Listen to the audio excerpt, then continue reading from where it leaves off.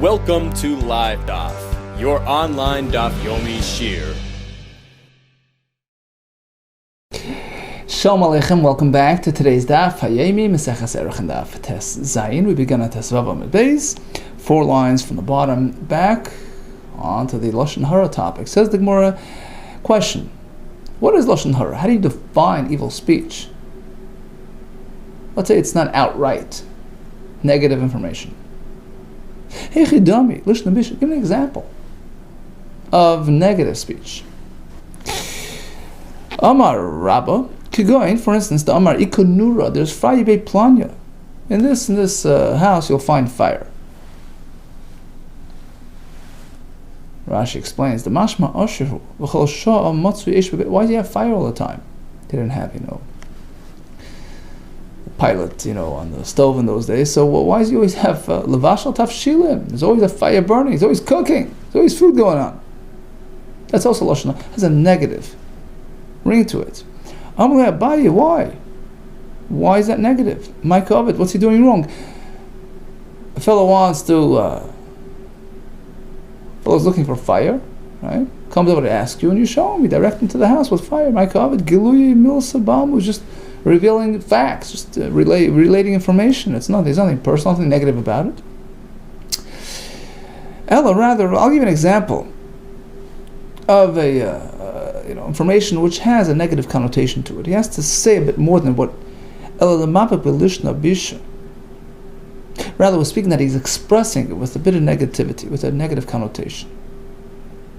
The Omar, so in response to the query, where one can find fire, he says, oh, of course, over there, where else? There's always good food there. The Amar Eicham Yishtakach Nur Eloi Plani, where are you going to find fire? Eloi Plani, only there. The Kabistra, the Kavi, there's always meat and fish, there's always things cooking, and right? So that qualifies as Lashon Hara. So again, even though it's not outright negative, speech, but there's a negative ring, a negative connotation to it, implying that they're always busy with food, right? Amarab. So according to Tosfos, the next Gemara links back to the previous Gemara. So Rabbi says, look, these sort of arbitrary statements that can go either way really depend on the context. Kol Musa de Misamra Bapimara, something which you wouldn't hesitate. You wouldn't hesitate to say it in front of the person himself. That confirms that your intent is not negative. You wouldn't be embarrassed to say it in front of him. And therefore, lesba mishum lishna bisha. If you wouldn't hesitate to say it there, apparently your intent is not negative, you're just relating information and it's not an issue. Amarle, so Abaye responded. Perhaps he didn't quite understand exactly what Rabbi was referring to. He says, "So you mean Lashon Hara spoken in the presence of the actual party, spoken about? It's not Lashon Hara. If anything, it's worse." Perhaps he understood that Rabbi was teaching that only behind one's back is an issue, but in his presence is not an issue. Amalei Abaye responded just the opposite. If anything, it's worse off. It's a chutzpah to speak directly in front of the person himself. It's more demeaning, it's more shaming. Amalei Koshkin, certainly it's worse than just behind his back. Chutzpah. Vilish Nabisha, aside from Lashon Hara, it's also chutzpah. Amalei says, no. Anok Rabbi Yossi, I'm on Rabbi Yossi's track. The Rabbi Yossi used to say, my entire life, I was careful never to say something which can get me into trouble with people. I never said something which would prompt me to turn around. Oh, there's a fellow here listening? One shot in Rashi. So basically, whatever I said, I would say in front of the person himself. Because I never spoke evil, I never spoke negative. So the ability to say it in front of the person is a confirmation that in fact there's no evil intent. And that's all I was talking about. I was talking about that kind of interpretable statement. We're not speaking about outright bad speech. Of course, that's lashon hara, regardless of whether it's behind his back or in front of him. I'm speaking about something which can be taken either way. There's fire in that house. Well, it's just information, or is it something more than that? There's some negative rings. So that's the test. When you say it in front of the person, then you know you're good. Second pshat in Rashi is I would never retract. Should the owner, should the party ever confront me after saying it, I would never have to retract because I never said anything bad. Omar Rabba, furthermore, says Rabba, again linked to the previous concept, that just as if he would feel safe in front of the party himself, that's an indication of no evil intent. Omar Rabba, but Rav Huna, likewise, you say it in front of a crowd, knowing that ultimately it can get back to him. If you would say it, you wouldn't hesitate, then you know it's not lashon hara. It's also something which is related in the presence of three. Three's a crowd. It's going to get back to him. That's a raya. That's a proof that you have no evil intent. Less bisha. And again, we're speaking about that type of statement, which can go either way. So if you say it in public, you know. That confirms they're not trying to badmouth him. My timer. Why in front of three? How does that help you? Because three is a crowd. One friend has another, it's going to end up circling back to the person. My time, your friend Chavrisli has his own friend who he's going to transfer it to. The friend of your friend, he himself, Chavrisli, has his own friend who he may share it with. Ultimately, it can get back to the party. And if you're not concerned, obviously it's not lashon hara. When Rav Dimi came, he taught us an interesting chidush, that sometimes even saying something nice, something positive, can be problematic. It can cause the person hardship. What does the pasuk mean? Gets up in the morning, he blesses his friend, praises him. Okay, so you think it's commendable? No, just the opposite. It's considered like he cursed him. What does that mean? How could a bracha be considered a curse? Keep going, let me explain to you. The Mikkel Ushpisa, for instance, he was hosted by this person. And they served him really nicely and graciously. Great meals, great bed, right? Well, the Marcha, next day, he gets out there and he praises him. And everybody comes running to him and overwhelms him. He also was shook. The next day he goes out, sits in the market. V'amar, he calls out a blessing. He praises his host. Wow, what a great machmas eirach. So ostensibly it's good, but ultimately it's bad. V'amar, he says, Achmana, Hashem Yisbarach, should bless that person. Wow, what a gracious host. Look what he did. He served me. Look how he provided for me. So on the one hand, he's praising him, expressing gratitude. But what's the result? V'shaman inshi. And people out there, criminals, will hear about Va'azlan go Va'azlan and rob this person of his money, knowing that he's a wealthy man. Pshat number 1 of Rashi. Pshat number 2, he'll be overwhelmed with guests that he never asked for. Tani Rab Dimi Achvad Rasaf. Lo'ilam. Another variation of positivity that can turn into negativity. Lo'ilam al Yisapar. The person should be careful not to be overly gracious about a person. A person should not speak extensively about a person's qualities. Rashi adds the words yoser midai, not too much, because when you speak too good about somebody, you're tempted to add a little caveat. Well, he's not 100% great. He's still got some things to work on, or the person listening might respond as such. Well, you think he's so great, blah blah, right? So overdoing even compliments can lead to negativity.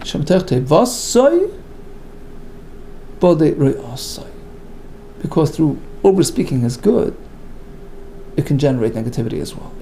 Some had a different version of this discussion. It was a story. Rav Dimi, who was the brother Achvad Rasafra, Chalash, so he wasn't well. Al Rav Safra. Safra came in to visit him, to see how he's feeling. Amar Lei, so his brother turned to Rav Safra and he says, basically, I get credit. The kaimi kol mudamar rabban. I fulfilled, I kept all the, the words of the Chachamim. He says, this one too? Did you know about this one? Did you keep the following as well? Not only can't you speak negatively, but even positively. Too much. Overdoing it is also not advised. Right? Because you overly compliments him. But the ignusa could generate negativity. Did you keep this? He says, Lo Shmili. Actually, it's a first. I never heard this before. Of course I would have kept it. If you have a Shmili, had I heard it, Kiyamta, I would have kept it. Al Shiva Dvarim L'goyim Boyim. Rashi brings this in Chumash, right? A nega can be generated by 7 things. There are 7 inappropriatenesses that can generate a nega.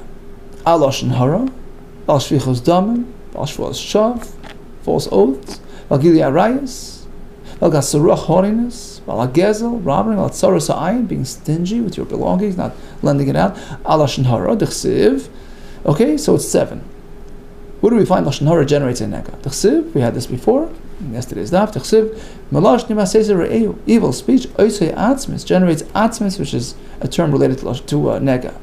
Number 2, Al Shvichos Damim, murder can generate a nega. D'chsiv, Val Yachris base Yoav. So Yoav, as we know, he killed Avner, and in his household he held the Zava Mitzayra.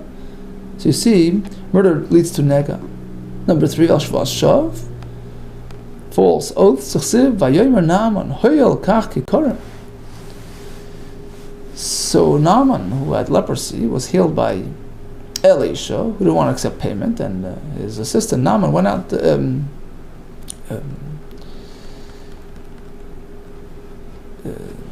Naaman was the fellow who got who was healed, and Gehazi, who was the helper, went out and took the payment from Naaman, pretending that he was sent by Elisha. So he took it from Naaman, who first asked him to swear, to promise, take an oath that he was sent by Elisha to accept payment.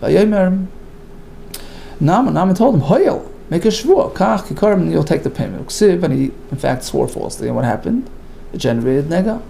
Uksiv tzaras Naaman titbakbach. Elisha cursed him, and the tzaras of Naaman gets transferred to you. So you see that it generated tzaras. Next, Valgila Arayis Achsiv, by Paray, by Enak Hashem as Paray, Negoim Gedolim, we had Negoim due to abducting Sari Mena. Val Gasas Aruch, being haughty, generates Gava, D'chsiv, Vayev Chaskos, Say Gov Alibu, Alahashkas, Vayimol Vashav Lakov. This was by Uziyahu, Rashi says. And what happened was, he was Bal Gaiva, Vatzaraz, Zochar Mitzvah, and he had Tzaraz showed up on his forehead. Bal Gozel, thievery, D'chsiv, Vatziva HaKoyin, Vinos Abayis. The Kohen instructs the homeowner to clear out the house. The house with the nega has to be cleared out. What's the tit for tat? V'tana, we learned in a brayso. It's midah connected measure for measure. Hu kines moment shein shaloi. He accumulated wealth which wasn't really his, wasn't really deserving. It's all kinds of inappropriate dealings, dishonest dealings. So what's the einish? Yobei HaKohen v'yifazer ha'mayna. Hashem sends the Kohen to disperse his money, send it out of his house. Doesn't belong there. So we see that gezel, dishonesty in business dealings, can generate tzaras. Val tzaras ha'ayin. Okay, the last on the list is the fellow who's stingy, non-sharing. T'chsiv as the pasuk by tzaras as a bash loy habayis, loy habayis. What's that word loy accentuating? V'tanu de Bishmoel, a fellow who keeps to himself, keeps his house, his household, and all his belongings to himself. Doesn't like to share with others. Misham yuchad beis loy, his house is designated for him only. And that generates tzaras. Okay, so what do we learn? That the einish of Lashon Hara is tzaras. Eini, is that so? A tzaras is generated by Lashon Hara, and that is the kapara Lashon Hara. Eini ba Omar of Anani Barsos. He teaches us, Lo manis, we find a different atonement for Lashon Hara. Lo manis machapashas bigdei kahuna, le pashas kanav karbanis. You look at the Parshat Tesava, which discusses the karbanos of Miluim, we find discussion of Bigdei Kehuna alongside the various offerings. What's the connection? What's the linkage? Lo will have to teach us that just as karbanos atone, likewise the priestly clothes, the Bigdei Kehuna, by their own right, have the ability to generate atonement for various sins. Lo will have to teach us ma karbanos, just like karbanos al machaprin, af Bigdei Kehuna machaprin. Each item has its own designation. Kosoines, the shirt of the kohen, mechaperes al shvichos damim. It's mechaper for murder. We have the pasuk by the shvatim who dipped the kosoines in blood. Rashi says the remez is that tefillah, dipping is the lashon of kapara, right? By a carbon, there's dipping in the blood. So the kapara of blood of shvichos damim will be generated by the k'saynis of the yakay. Michnasayim, the trousers, machaprim, they're machap gila rayas. T'chsiv asel hem michnasay bad lachasas, to cover up, to atone for b'sar erva. What about the kohen's cap and snefes, machaperes? It's machap al gasei ruach, on the haughtiness. Machaperes al gasei ruach, and those are haughty. Because Rabbi Chanina, look at its position, perched high up on the head, atoning for people who hold themselves high. The item which is situated up high will come and be mechaper, atone for highness and haughtiness. The avnet, the belt, wrapped around the kohen, covered it went over the heart area. Actually, it was pretty high up. Avnet mechaperes hadihur halev, covers for inappropriate feelings and thoughts. Because it's above the heart, which generates the improper feelings. What about the choshen? It covers and corrects the effects of improper judgments. The choshen is mishpat, covers for all types of inappropriateness relating to mishpat. What about the ephod? That's mechaper avodah zara. The chsiv ein ephod usrafim. Rashi explains, when there was no ephod, there's trafim, there's the sin of the trafim of the avodah zara, which is what the ephod comes to atone for. And the me'il, this is what pertains to us. The me'il with the clanging bells, that's mechaper al lashon hara. What's the parallel? Hashem says, the me'il, which generates that sound, will come along and be mechaper, atone for other sounds. V'chaper al ma'aseh hakoil, i.e., negative discussions, negative speech. So we see that the tzitz covers for lashon hara, and earlier we said that the tzaras is what addresses lashon hara. That seems to be a contradiction. And finally, we have the tzitz, the gold plate on the kohen gadol's head, on his forehead, mechaper al maseh as a panim that covers for brazenness. Ksevach vayal metzach aron. It says metzach over here by the tzitz. Ksevachim we have elsewhere related to brazenness. Okay, so that's the question. What addresses lashon hara, tzaras or the me'il? Says the Gemara, it depends. If there were consequences to lashon hara, did it generate some consequences? Did it actually harm people, or was it just limited to the speech itself? Like kasha. If his masim, if his activities, if his speech actually harmed a person and ruined his reputation, then, in fact, Rashi says, it created machlokes. It had a far-reaching effect, had a real effect. So then, the only way to atone for it is having tzaras. As we're going to see later, because tzaras sends the person out of town. Let him experience isolation, just as he generated machlokes, discord and disharmony between two Jews. That tzitz can take care of lashon hara, which didn't have that far-reaching effect. Says the Gemara, if it had actual negative consequences, he experiences a nega, which will atone for that. But it did not have an actual effect, then meal is going to be machab. Okay, so if it had consequence, tzaras, otherwise the meal. Really, says the Gemara, we find yet a third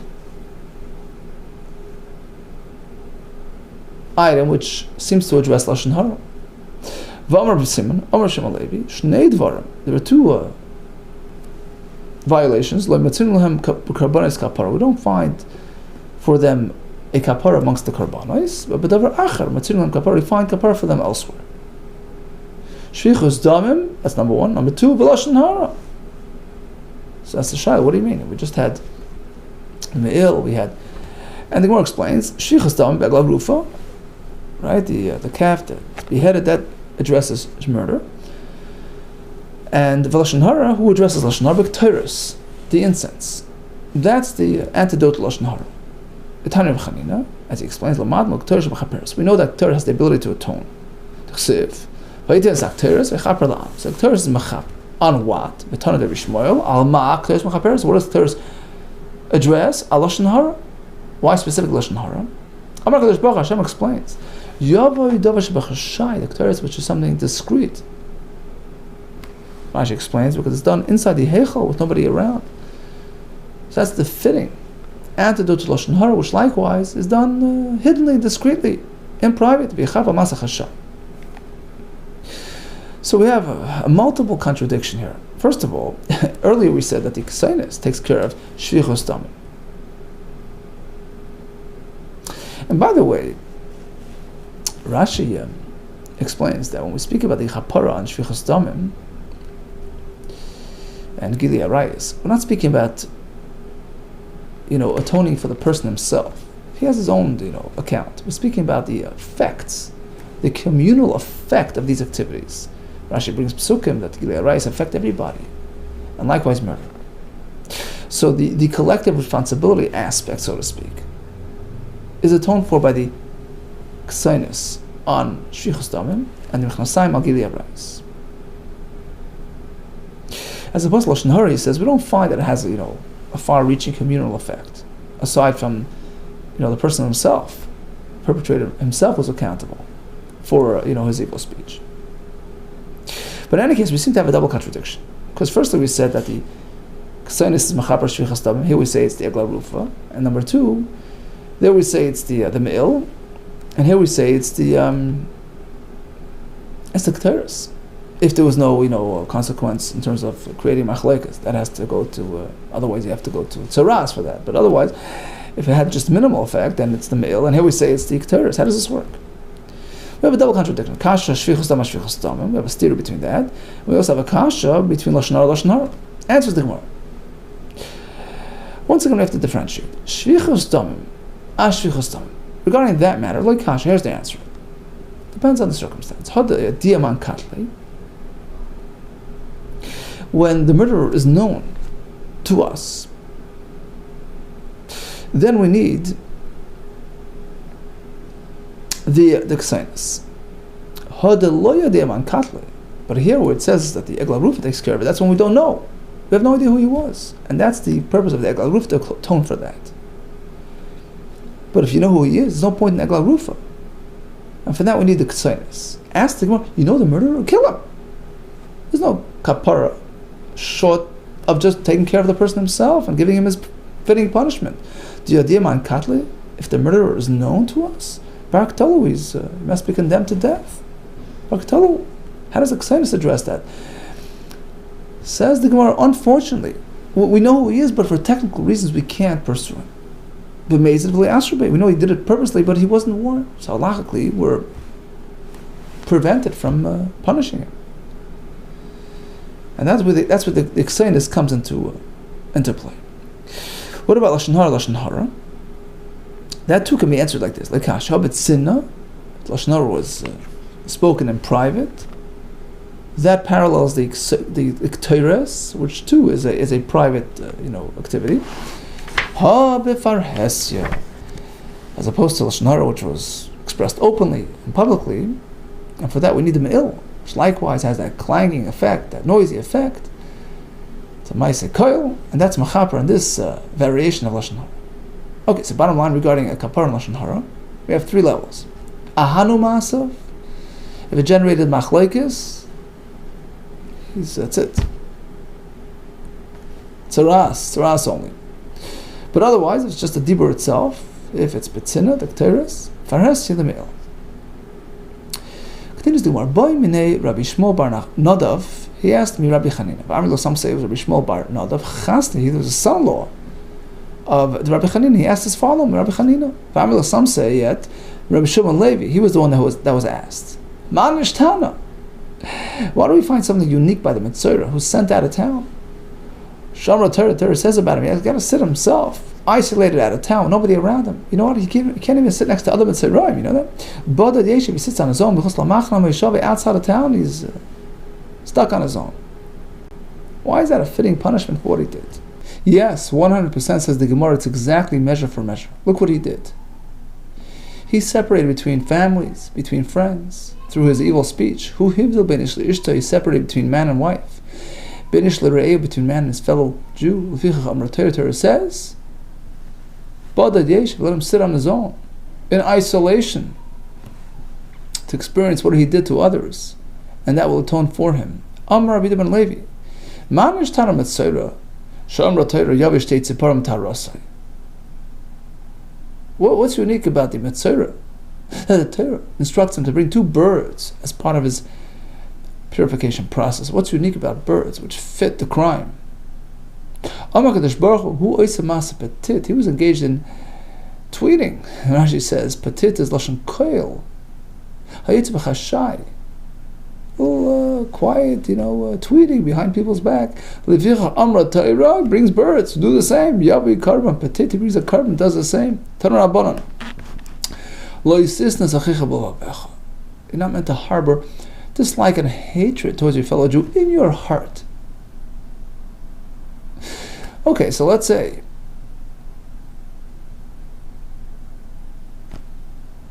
that the Torah means don't even show it. Is that also included? What if I want to express it? I shouldn't? I shouldn't hit him for doing bad stuff? I shouldn't backhand hit him? I shouldn't curse him? So, is that what the pasuk means? Don't express dislike through all these expressions? No. Those are problematic, perhaps for by their own sake. But here the pasuk is not speaking specifically about that. Don't hide it. Don't harbor it. The sinner should not be contained. Sinner should believe because of adaber. We're referring to contained sinner. In fact, the Rambam explains that, if a person errs against you, you should respond and confront him and say, look, you did such and such. Why? Otherwise, you're guilty of this. You meant to express it, and that's the essence of this pasuk.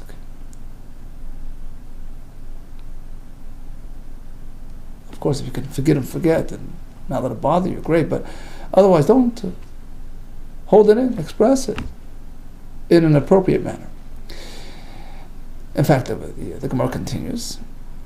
There's a mitzvah, that leads into the mitzvah of techacha. You meant to allow a person to correct his ways, point out, constructive criticism to mend his ways. In fact, how do we know that if a person notices in his friend something inappropriate, he's meant to point it out. He's meant to try to correct him. Show him, clarify to him what he's doing and how he should do. He's doing it better. Let's say he did admonish him. He didn't. He wasn't receptive. Should he try again? Yeah. How do we know he's meant to come back and try it again? It says to teach us as many times as it takes. Perhaps he should actually insult him, have him change his colors in public and embarrass him. No. Be careful, do it sensitively, in a constructive, positive way. Don't be guilty of a sin. Don't embarrass him. So techacha must be done in a sensitive, discreet way. Tanya. In fact, I'm wondering if anybody today will even be receptive to any sort of admonishing, because the admonisher is just as guilty as the violator. I'm not sure if in today's generation we could have anybody who'll be willing to accept Teichacha. You know why? Imagine, a fellow comes over and criticizes you. Tol Kesam. Kesam is a spindle. It's an expression. Look at that little thing you're doing wrong. Take that spindle out between your eyes. He says, you're telling me, you're lecturing me. Look what you have going on in your life. Tol Kaira. They got a beam. You got worse things going on from between your eyes. So basically, very difficult to have people be open to your criticism, unless you yourself are on a standard. In fact, Amar Bazar Nazaria, it's the other way too. To me, I'm not sure. I'm wondering if today is anybody who knows how to give proper admonishment, a proper criticism that will actually yield proper results, other than just insulting and hurting the person. That's to be done with, Rashi says, they're covered. Propping up the person, acknowledging his strong points, and motivating him to live up to those strong points. Right? Rather than putting him down and breaking him. So it takes talent to do that. And otherwise, don't bother, right? I will have the heaven and earth testify about me. In fact, many, many times, Loka Akiva al Yadi. Akiva was taken to task by me. What happened? I would complain about him and his misdeeds. Lifnei Rabban Shimon. Rabbi Gamliel Baribi, okay, in front of the great Rabbi Gamliel. And in fact, he wasn't resentful. He was open to it. In fact, it's one of the 48 preconditions to success in Torah. One of them is Oyeh Besatei Chachas. He appreciates criticism. He wants to grow. He's looking to develop himself. He's receptive. He's gracious to criticism. In fact, he was such a person. The more I admonished him, the more he loved me and appreciated me. It generated more. My criticism generated more love within him and appreciation for me and my efforts and my concerns for him. Like I am a fulfillment of a pasuk which says exactly that. Don't bother criticizing a scoffer. He's just going to turn around and dislike you. He might hate you because of it. If you admonish a wise person, he'll love you. He'll appreciate your efforts and concerns about him. One question, he says. You have a choice. You're faced with two options. You can offer Teichacha, Lishma, L'Shem Shemayim, for the sake of heaven, to encourage somebody to improve himself, without personal agenda. That's one option. Or Lishma. Well, let's say you're not holding there and you're concerned about your relationship with that person. You don't want to, ruffle the feathers. So another, you'll withhold. Now, withholding criticism expresses itself as though it's humility, but it's not really true humility. It's Shalei Lishma. It's not really for the sake of humility. It's just to avoid conflict. So which one's better? Hai minay adifa. You have a choice, right? Can I go for it, l'shem shemayim, or hold back to avoid conflict? Now, the Farshim explained that we're speaking about interpersonal issues, because there you can just be meichel. Say, look, I'm foregoing my claims, my issues with him. It's not worthwhile, right? It's not worth the consequence. So, which way is better? Adi, Hamin Adif. Amar says the second way. Would you agree that anava lishma adifa, true, sincere humility is the best midah? The Ramaz we learned elsewhere. Anava gdel bekulam, humility is the best of all. So even though in this case, it's not really through and through anava, it's anava with an agenda, right? So that's called shaloi lishma. It's not for its own sake, it's just a means to achieve. Nami adifa, after all, it is an expression, at least external expression of anava, that's it's still better. Because that's the way things work, that's the way we grow in life. We start with the externals and then it seeps into the internals. Ya'asik adam b'Torah u'b'mitzvah. A person should be involved in Torah mitzvahs, even though he doesn't see himself as perfectly sincere. He has all kinds of interests and benefits and agendas. Still, keep at it. The experience itself, the beauty, the sweetness, that in itself will generate an eternal appetite. They'll really enjoy it. He'll do it for its own sake. Through Shalom Lishma, he will eventually rise to the level of Baal Lishma here as well. Anava is Anava. Eventually, it becomes second nature, it will become Lishma, even though in this case, it's not yet there. So you have a choice, go with the second choice. I'll give you an example of a situation where they faced both options. So these two were sitting, who was the Rebbe. So Chebarav turned to Shmuel. He says, look, he started complaining about Rav Huna.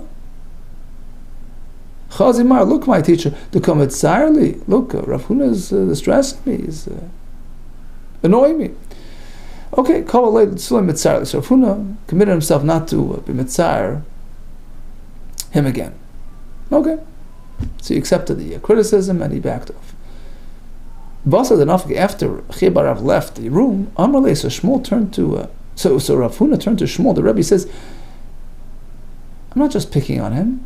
There's something going on. I'm correcting his ways. I'm pointing out faults. This is this, and this is what you do, and that's why I'm criticizing him. I'm not just annoying him. So Shmuel says, why are you telling that to me now? Why did you not acknowledge that earlier? Why didn't you say it in front of him? Why did you wait until he left? Amalei says, I don't want to embarrass him. It's beyond me. Like chas v'shalom, to get embarrassed. Zari, the descendants of Rav. Rav, his father is a great man. I don't want to Al Yudai through me. So I want to avoid any. I didn't want to risk, embarrassing Rav's son. So that's why I avoided direct confrontation. So this is an example of something which appears like anava. On the one hand, he's being humble and sort of backing up, but Lishma, he had he had an interest in avoiding the cover, the embarrassment, and but in any case, the Gemara says it's preferred.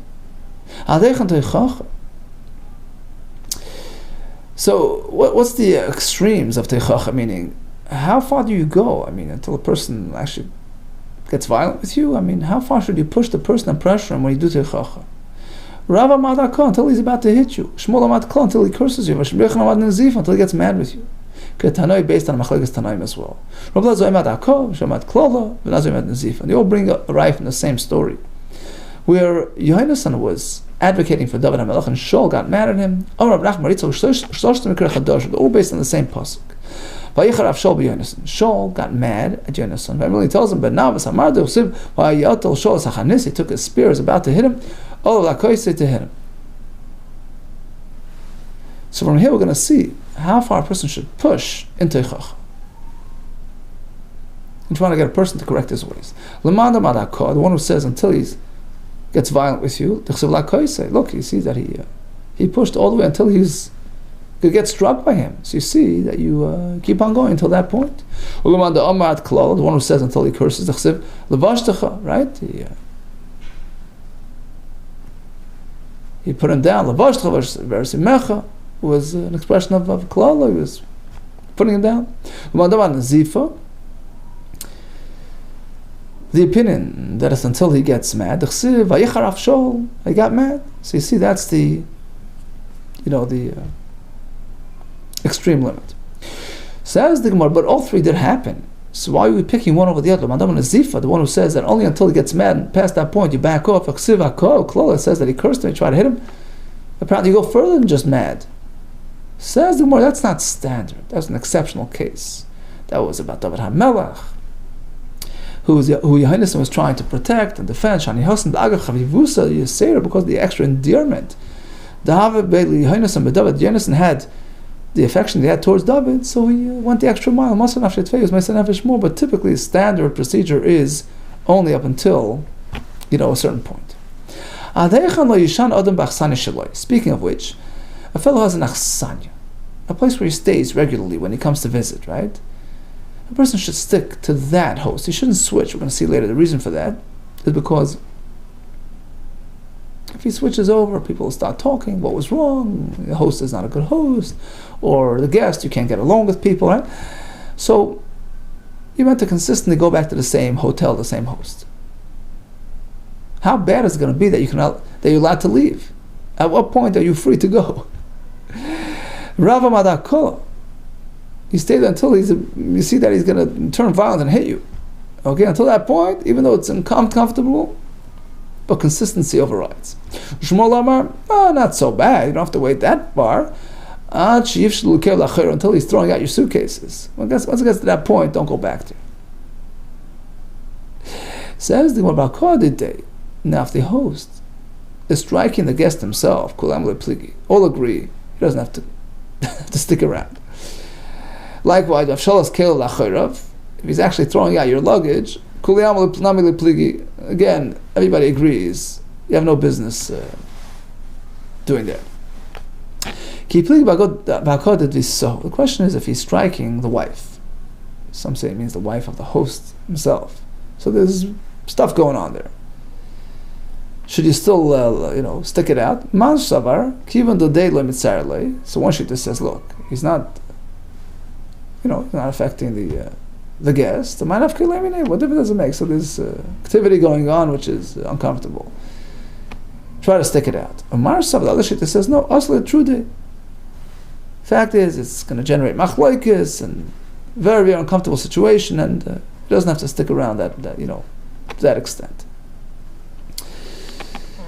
So Rav, who says adhaka, even in this case, the akah of the spouse, you also have no business there. And Shmuel says no, it doesn't. None of your business. You should still try to stick it out. Now, what's so important? Why is it so critical to stick around and return to the same, lodging? Kol kach lama. Dama Mars, we learned achsanoi, a guest who switches, hotels, paigim. It affects his reputation. It affects the reputation of the host. It affects his reputation as well. So in fact, where's the source in the Torah that a person is not meant to switch hosts, meant to go back to the same lodging? Shnam, we found that Avram Avinu, on his way back from Mitzrayim, he visited the same hotels. That's where his tent was, and that's where he went back to. Different pasuk, went back along his old route. It says, what difference does it make if you learn from this pasuk of a halai or the other pasuk of Masov? There is a difference. A one-time, lodging. The Masov means even a one-time, occasional thing. Whereas a halai indicates permanence. As opposed to if he was just there, a one-time thing, you don't have to necessarily go back. Speaking of consistency, a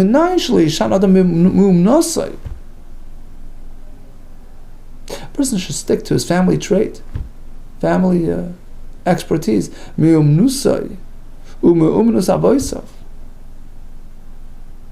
If he has a trade which is a family business, stick to it. Keep the customers, keep the reputation. You can write on your thing since 1867. Apparently, that's your niche. That's your family's niche. You're good at it. You'll have hatzlach. Shnema, we find in a pasuk by Shlomo Melech, who was looking for a coppersmith. Who did he hire? A fellow who was a coppersmith from way back. Shnema v'ishlach hamelech Shlomo ikachas Chiram, who came from the place called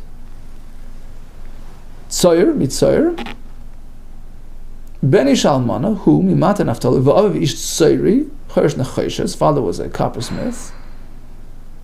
V'amamam, we learned, Imein Beis Dan. So his mother was from the Shevet Dan, Uksiv, and we find that Dan is synonymous with craftsmanship, with the coppersmiths. Uksiv v'ita Eliyah ben Achis Almate Dan. Right, so back in the Midbar, the people from Dan were involved in making the kelim of the Mishkan. So this fellow picked up on that trade, And he had Atzlach, and Shlomo Melech decided to, prefer him because it was in his blood and his genes. So a person should stick to his family business. Now, an interesting question: Ad heichon tachlus yisurim? What's the smallest annoyance, lowest level of inconvenience and hardship that still qualifies? It's still classified as yisurim, which has immense benefit. Ramesh Chaim Luzzatto writes that there are two purposes for yisurim, for hardships that befall a person chas v'shalom. One is for kapara, to atone for all kinds of minor deviances that we're all guilty of. Number two, to arouse a person to do teshuvah, to wake him up, to get his mind back on track, his mind on his eye on the prize, right? So even a small, minor annoyance qualifies and has that same benefit. So what's the lowest level that can still be counted in? Ad heichon tachlis yisurim? Amar Belazar. Here's an example of something which is relatively minor and will still credit him with yisurim. Kol she'orgulei begad lilbeish. They fashioned for him, they wove for him a new suit.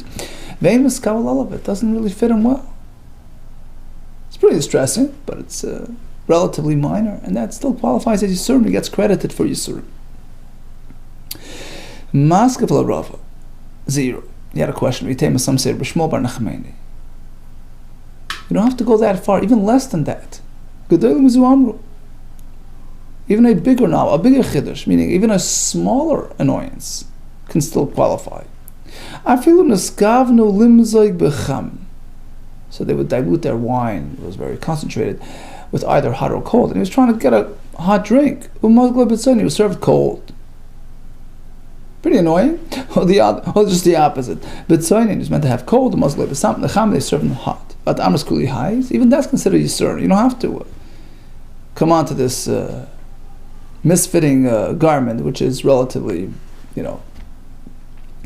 more serious than just a temperature issue with your drink. So even a temperature issue with your drink is considered yisur. Marber de Rabina Amar. I'll give you another example. He's putting on his jacket and it's flipped inside out. He's got to take it off, put it on. That's also considered yisurim. Rava, and some say Vitem Rabbi Yitz. Rav Chizda Vitem, some say Rabbi Yitz. Like Amar, some say Masisa Tana was in a brisa.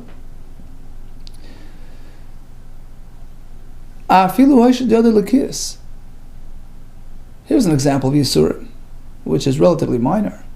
Stuck his hand in his pocket for some change. He told Shalish to pull out 3/4. And he shows up with 2, and he's got to stick his hand back in again to get a third one.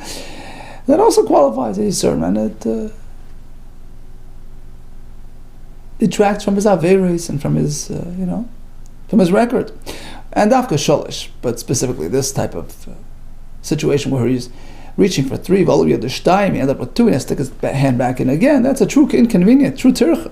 But suppose he was aiming for 2 coins, he ended up with 3. No, that doesn't qualify as yisurim. That's too minor. It's like a tircha mishdayu. It's not very effort consuming to throw the coin back in there, so that's not considered yisurim. There was a famous exchange, a discussion between Rabbi Yisrael Salanter and some sort of noblewoman, some sort of queen in his days.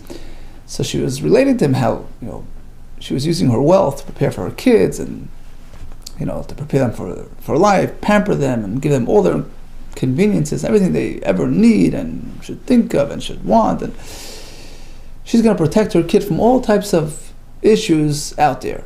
He's going to be insulated, protected, well taken care of, pampered to the T. So Rabbi Salanta says to her, okay, it sounds good, but I have a question. So the temperature is good, no animals, no robbers, all protected, everything is on a silver platter. What happens? He sticks his hand in his pocket to retrieve 2 coins. And he comes up with 3, or he puts into his hand the wrong pocket. He thought it was here and it was really there. How are you going to protect him from those annoyances of life? Meaning it's inevitable. Whatever you do, you can build the most beautiful palace, temperature controlled, food at the ready, but you can't escape life's inevitable inconveniences. You have to train him for that, fortify him, provide him with training so that he acquires coping capabilities, because inevitably he's going to run into issues. He's going to run into difficulties and challenges, and he's got to have the tools to overcome. Says the Gemara. Why is it so important to discuss? What are we discussing? The definition of Yisurim. What's the message here? The Tanya, the Rabbi Shmuel, Kol she'avro of arba'im yom. Very important to have some measure of Yisurim. Chas v'shalom, not difficult ones, but minor annoyances are good, are beneficial. They help you grow. In fact, a person, Kol she'avro of arba'im yom, person who lives 40 days below Yisurim without any of these inconveniences, kibul alamai. That's it. He got his eternal reward in this world. It's over. Rashi says 3 lines on the bottom. His eternal reward is given to him. Because why is he living such a wonderful life without any? I mean, the fact is he certainly has some sort of account. It's impossible to be a perfect tzaddik. So why is everything so smooth and dandy? Apparently they're feeding him. They're giving him his schar in this world. The overlay chad mahanach, says Rashi, but if he had one of these episodes, 3 coins, 2 coins, Hari Yisurim qualifies as Yisurim, in which case his sachar, his reward, is still reserved for the future. B'mar Rav Amri, it's to show that a different twist on this fellow who didn't have any issues within 40 days. Pur honest mizdamen as loy. Inevitably, he's slated for more difficult hardship because Hashem does a tremendous, it's very big teva to a person that Hashem distributes the einish, throughout all these minor nicks and bloopers, so that ultimately it accumulates and detracts from his averos and purifies him and gives him, puts him on the right track. But otherwise, inevitably he's going to encounter some sort of chas v'shalom, even more difficult situation. So it's actually good for us that we have these, minor inconveniences, annoyances, which come instead of chas v'shalom, serious puranas. Okay, let's recap today's daf. We discussed, definitions of lashon hara. So sometimes you have this sort of gray area, which is really dependent on a person's tone of voice and agenda, and at times can be lashon hara, at times not. It all depends. The litmus test is: would you say it in front of that person? Would you say it in public? Right? We should get back to that person. We spoke about not overdoing it even positively, because it can generate negativity. We spoke about the einish lashon hara, ahanu masav. He created machlekes, and boom, he's out of town. Taras sits on his own to figure himself out. Otherwise, we have the teres and the tzitz, which as well can have an atoning effect on lashon hara activity. We spoke about refraining from sin b'leiv. We spoke about the mitzvah of teichacha, provided just done rightly and done properly, without embarrassing, without insulting the person. We spoke about the value of anova, even shalei l'shma. We spoke about the commitment to teichacha, even at great personal expense, as well as keeping to the same schedule, the same hotel, the same host, to maintain everybody's good reputation. We spoke about staying in the family business and the value of minor yisurim. Okay, she'll have tzlacha, always bracha. All the best, you're not tzlacha.